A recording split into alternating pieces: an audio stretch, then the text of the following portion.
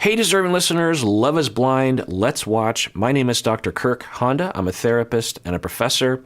If you are a cast member on this show or any of the other shows that I watch, please don't use what I'm saying as a replacement for a proper in-person assessment. You deserve to have an in-person assessment, and I'm just going off the edit. So, it's speculative, and it might be useful on some level, but it's not a replacement for therapy. Let's watch. Giving you an ultimatum. I wanted to leave with you yesterday. And then he says, I don't want to give you you're going to give her an ultimatum? It's interesting. He's turned the tide quickly. Yesterday. You did want to leave with me yesterday. Okay. Do you think I said that to her? And by the way, this is one of the few instances where you can actually say this might be gaslighting. We don't know because we'd have to ask AD and what's going on with her and the long-term effects and what's the dynamic between the two of them. But the scenario and the way he's talking is a technique of abusive people who will gaslight, or of manipulative people, high control people who will actually gaslight, meaning that you use various different techniques. And I suppose you could argue this is a love bombing technique if it is psychopathic, which I don't know. But usually it's intimidation and threat within an ongoing relationship. But I suppose in the beginning you could do it through love bombing. And, well, there's various different ways to do it. But you could say maybe that's what's happening right here, where she goes into this room, into the pods with him, knowing that he has said the exact same things to him and to her and to Amber. And she throws it out to him, and he masterfully works his way to where he's at right now. And he is grabbing onto things that I'm guessing he thinks or knows that resonate with her, things that she had felt very intensely the day before and really wants to be true. And he's like highlighting those and just completely disregarding the Amber topic. And what that can do to someone through that process, for someone in AD's shoes, is you walk away going, well, maybe and especially if he starts to get under her skin and say something like, you told me that one thing that sometimes you overreact, or something like that. To get AD to start, it's starting to plant those seeds. It's laying the groundwork for gaslighting, in that the individual, the victim, will start to question their gauge on reality and their judgment. So at the very least, you could imagine AD leaving this pod, this date, and wondering seriously if she has a grasp on reality. Like, did I hear what I heard from Amber? And maybe Matthew is right that he never said those things, and I don't know. I don't remember it exactly what Amber said, and you could imagine the chaos and everything that's happening, sleep deprivation, whatever. And maybe there was even alcohol involved during some of this, that you start forgetting exactly what happened. So I just want to point that out because, the word gaslighting gets thrown out a lot. And this isn't technically obvious gaslighting, so I want to be careful about that as well. Because obvious gaslighting is when you have an abusive person that is just being intimidating and threatening and controlling, the classic, right? You have a wife that has no friends, can't contact her family, is afraid of her husband, and the husband has a temper and will make a lot of threats. And, it's gone on this whole campaign, maybe years. And whenever the victim says something that is counter to what he wants or interferes with his high control and his power, he goes on this campaign to break her of her grasp on reality.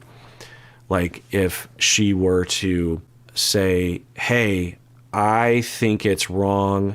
Maybe there was a moment where she had some power returned to her, so she's like, maybe he went too far with the abuse, physical abuse, or he got too drunk or something, and then she's like, yeah, I just have to say that I think you have a problem with your temper, or something like that. And he detects like, well, that notion, if she's allowed to continue believing that, will lead to her realizing that I'm not a good partner and will cause her to leave me.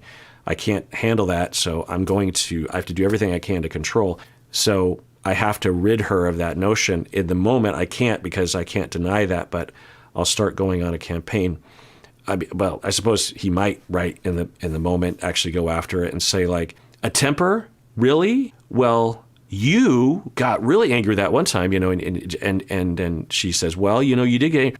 What are you talking about? And he just unrelenting, and he won't stop. And it throws him into this really horrible mood for like a week, and she's just being punished by his bad mood, and she's just trying to survive. It's like, oh, maybe I shouldn't have said that.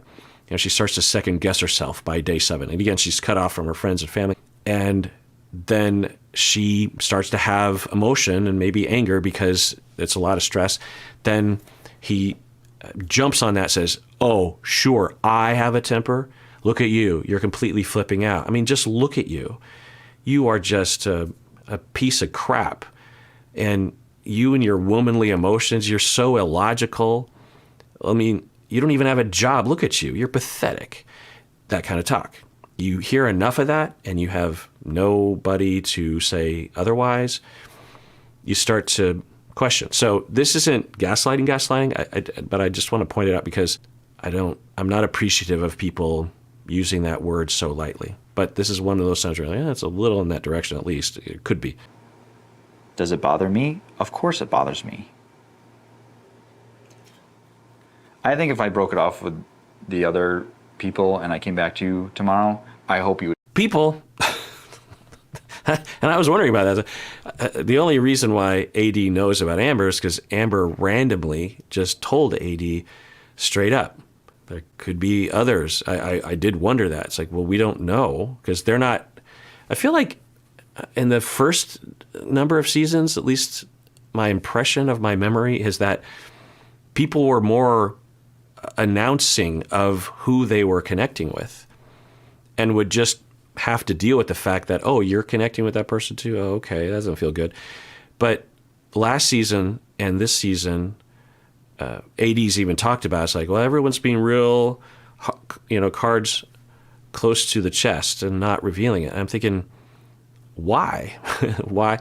Or, yeah, I remember in the Seattle one, Josh kept his cards close to his vest, but Marshall was open, as a lot of people were. Like, oh, because you're friends, and you might as well say it's going to come out anyway. And if anything, it would help because you would tell, hey, I'm into this person. Is anyone else into that person? And yeah, it creates a little bit of a competition, but that's the reality. You can't avoid that. And just by not talking about it, I think I had speculated that if I were on the show, I wouldn't say either, because at least that's my initial thought. But I don't know. Thinking about it again, I think eventually I might. Anyway, so he's saying, I will break it off with people. He didn't say Amber. Now, maybe he's saying people as a catch-all for just Amber, but you would think in this moment he would try to limit it. He's saying multiple. And then is this some sort of game? Is he playing a game, trying to make him seem sought after? Or was the whole act, if it was an act, at the beginning, acting socially awkward? Because I did wonder about that. His opening line was, yeah, I'm socially awkward, and then it engages a certain over-functioning codependent person. Did he just sniff out all the codependence among the women and use it against them? And he's learned that that's, especially for women that consider men to be a project, the way that Fix-A-Ho, I'm still trying to figure out what that means. Is Amber a fantastic person? Yes, she is. Mm-hmm. But there was a reason why I said what I said to you yesterday. I think I have to make a decision.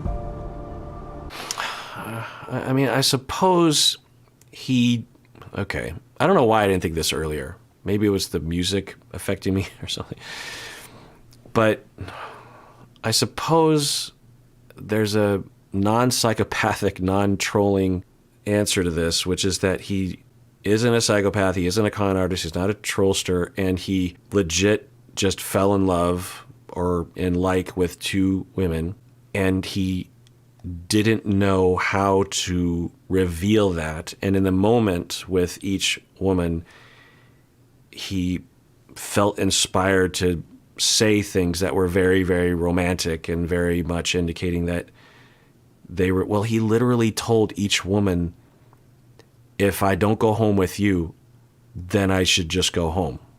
Well, it's still in that category. Like in the moment, he really felt that way, legit, but he didn't have enough wisdom or maturity or differentiation to pull back the reins a little bit. So, well, wait, even though you can't really feel it right now, you know you feel that way towards another woman, and it was just a couple hours ago. So although you want to say these things right now because it feels right, there's more to this story. That's still not a good sign, but it's way different than what it kind of looks like. So yeah, I'll add that to the possibility. It's still hard to reconcile that. But I suppose for some people, if they were socially awkward, they would maybe not have a lot of experience with this, right? You could imagine someone that was a lot younger who didn't understand how to interpret their emotions and might like just fall head over heels with one person and the next day fall head over heels with another person and feel like this is it. This has got to be it. That's not uncommon. So is it that? I kind of hope that it's that, because that's the best scenario for everybody. If I had to make a decision right now. Don't tell me. I'm going to tell you. I think you want me to tell you. See, there it is. I think you want me to tell you. Yikes. And then she rolls her eyes. That's a good sign. I think you want me to tell you. Wow. Wow. Well, I don't know. Maybe it's just a quirk in his communication, but there's a theme, especially in this date, of manipulation and control. And I remember commenting on this. He said a lot of, when he was being, did I mention this?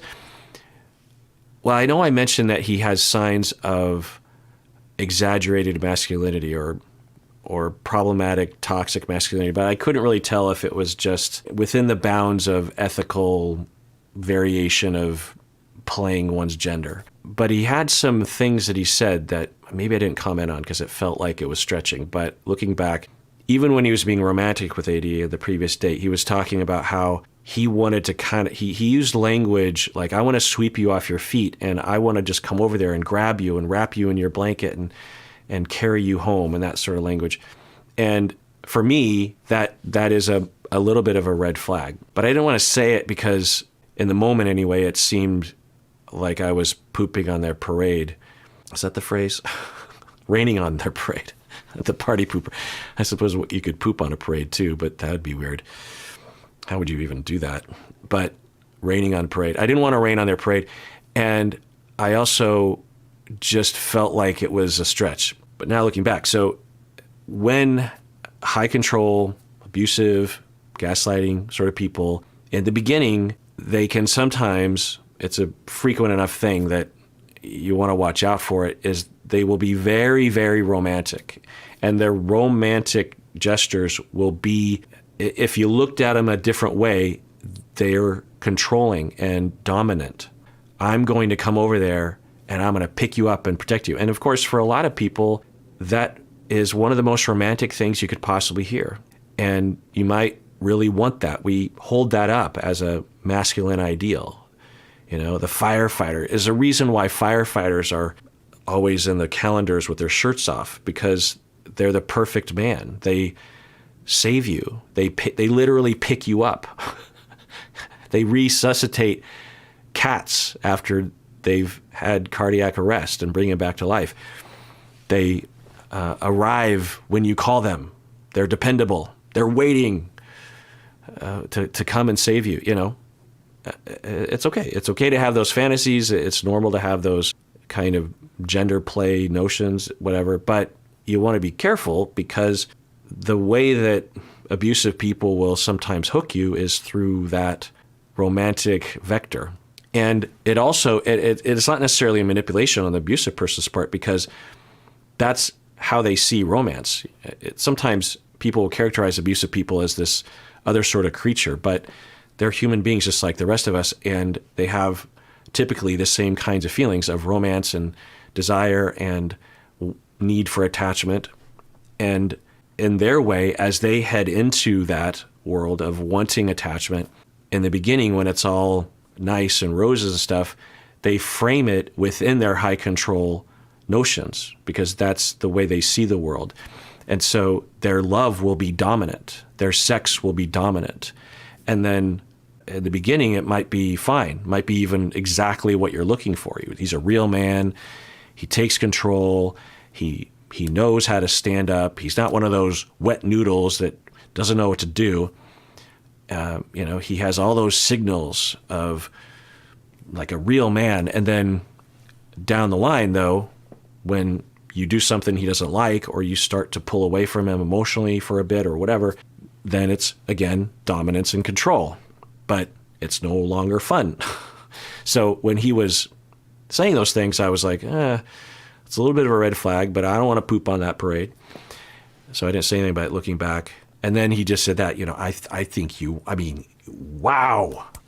If you wrote this into a script, I would say, well, come on. That's a little, especially the rapid pace. I mean, in this meeting, he has to go on a full court press. Looked at in a certain way, he's going on a full court press to turn her around. He knows he's on his heels because she knows something. She has some power over him, or he's going to lose her or something. And so he has to go all guns a-blazing. There's no more like, oh, I'm the awkward guy. I don't know what to say. It's like this mission, this tactic, and all the languages in your head. And please, God, do not let this work on AD. If I had to make a decision today, I would choose you.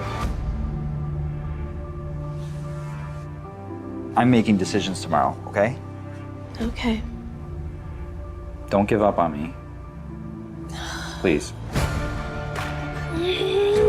And then he says, I'm making decisions tomorrow. It's still throwing it out there as a threat.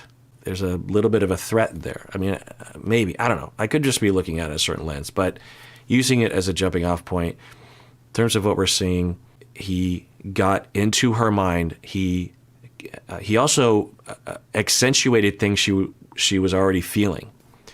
And the fact that he could put her deep feelings into words points to the possibility that he is not socially awkward or that his awkwardness is due to something else other than what we typically would associate with being socially awkward. He might be socially awkward because so some psychopaths can be awkward because they're operating on a different plane. When they're interacting with people, they're not just interacting, they're thinking about how they can use people, how they can manipulate people. And they don't have the same care about connection. Even just having a random conversation with a cashier at the store, there's a difference because when two people have the within normal range of empathy and compassion for other humans, there's a way that even just brief conversations will look and feel to both people. Whereas if one person doesn't have that or has a diminished aspect of that, then it'll feel different. It'll look different, particularly, from either side, really. Anyway, so, wow. Interesting season. Oh my fucking God. Right, so he gets under her skin, he starts speaking her feelings, and it works on her, and then he says, you're the one for me, but then quickly, tomorrow I got to make up my mind. So he's creating this time crunch. If he truly wanted to, this is always a thing with love bombing, is that if the person who appears to be love bombing truly wants to be with you, then they will wait, right? Think about for yourself. If you're in love and your partner said, I love you, I want to be with you, I'm not breaking up with you, but I just want to slow down, or I just want to kind of scale back slightly, but I love you and I want to be with you. It might be a bummer, it might hurt, but that's your person. You're okay with that. You'll make do. But love bombers, controllers, no, because that is putting them out of control of their destiny. They can't handle that. That's their defense. They need to have control, especially over high emotional, significant events like love. And so they're love bombing, and most love bombers are doing it because it's coming from the same place that it does for everyone else, in that they just really want to be with you. But they also have this defense of control and abuse that they resort to when they feel like they need it, which is usually when they feel like there might be some distance. And they usually have a personality disorder that means that when you ask to slow down the process, like I'm not ready to choose right now, then their personality disorder is such that they'll interpret that as you saying that you don't love them and you've always hated them. They black and white things, and it'll be very upsetting to them. And then they have a defense. It's like, they call on that defense to control, and so ultimatums or whatever. Or if among love bombers, the rare set of love bombers that are psychopathic, they're in a different class, because although they might actually still want attachments, it depends, they are in a very frequent state of consciously trying to manipulate others. The first group of love bombers, the typical love bomber, they don't know they're love bombing. They think they're in love. They feel the love. They are in love.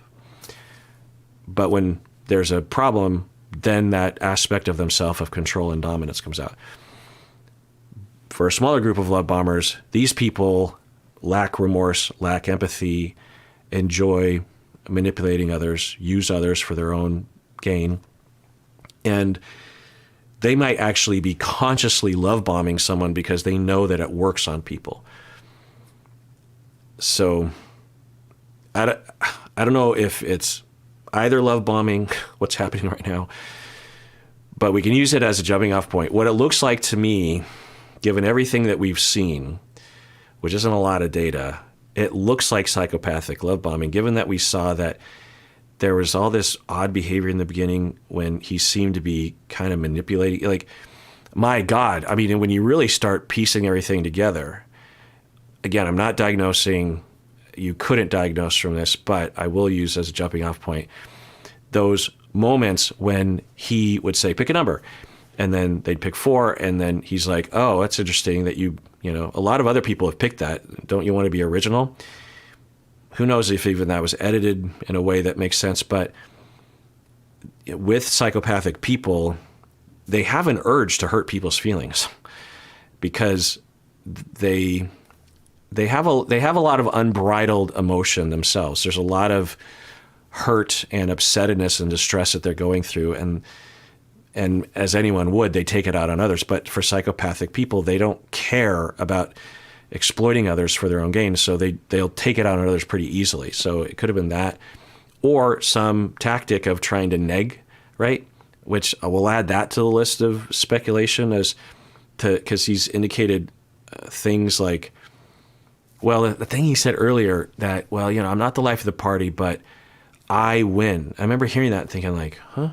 And I was thinking maybe it was like incel stuff, and it still could be, absolutely. And psychopaths, I'm guessing, would be more attracted to that. People on the psychopathic spectrum, antisocial spectrum, would definitely be attracted to that world. But what was I saying? Oh, the negging thing, right? So if you don't know, there's this notion that is scientifically untrue or not supported by the evidence that if you want to get a woman to like you or go on a date with you, you have to neg her so that she will, by insulting her somehow, and that gets her off her game and off kilter and compels her to try to please you. So that puts her into this mode. It primes her to try to get you to like her, and then you can use that to manipulate her. Whereas if you're just nice to the human being, then she will have the advantage because you're the one chasing her, that kind of thing. It's nonsense.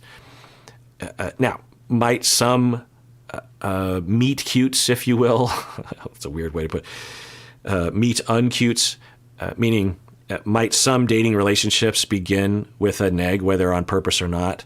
Yeah, because there's a lot of factors that go into why someone would agree to go on a date with you or something. And there might there be some people who are insecure, and when you neg them, it causes them to do that. Yeah, sure. But every single woman on the planet, that's stupid. So, I'm thinking back to all the behaviors you saw, and then the walking out thing. Was that an impulsive thing, or was that some manipulative tactic to spread the word? Like he's thinking, well, then that woman's going to go back to the lounge and spread the rumors that I'm this hard to please. I don't know. Just certainly an interesting canvas to speculatively paint on. All right, well, let's adjourn there. So I thought this just occurred to me. I was just reminded of this, and I thought I'd talk about it for a second. I was watching a video of a band that I like called the Linda Lindas, young people who identify as half Asian and half Latinx. They're kind of pop punk band, and they seem like fun young people. And they became famous because they had this song called Racist Sexist Boy. And the story behind the song is that I think at this point they're like in middle school, and they are during the pandemic or early high school. And during the pandemic, they were going back to school, I think. And this white boy, a classmate, came up to the drummer and said something like, hey, my dad told me to stay away from Asians because of COVID. And the drummer, she says, well, I'm Asian. And then the guy said, oh, and avoided her or something like that. And then she wrote this song called Racist Sexist Boy. And it kind of blew up. It was viral. And then they started making more songs and making more videos, and they've been at it for a while. They have some pretty fun music. But the notable thing, because every once in a while, I just like to watch their catalog on YouTube, and they kind of remind me of like the Beatles. They're just kind of fun people that are, I don't know, just, it looks like they're having fun. And in the song Racist Sexist Boy, there's this bridge, midway through the song where they start yelling these insults at him. And one of the insults they yell is jerk face. Jerk face. And I'm thinking, is this a half Asian thing? Or because I don't hear jerk face very often. I wonder where I got it from. I'm sure there must be some, maybe I got it from that song. I don't know. But I feel like I haven't said jerk face lately. I feel like I used to say that a lot. I think we have merch. Yeah, we have merch where I say, don't be a jerk face. I wear that shirt sometimes. I feel like I need to bring that word back into the lexicon. And that does it for that episode. Take care of yourself because you deserve it. You really, really do.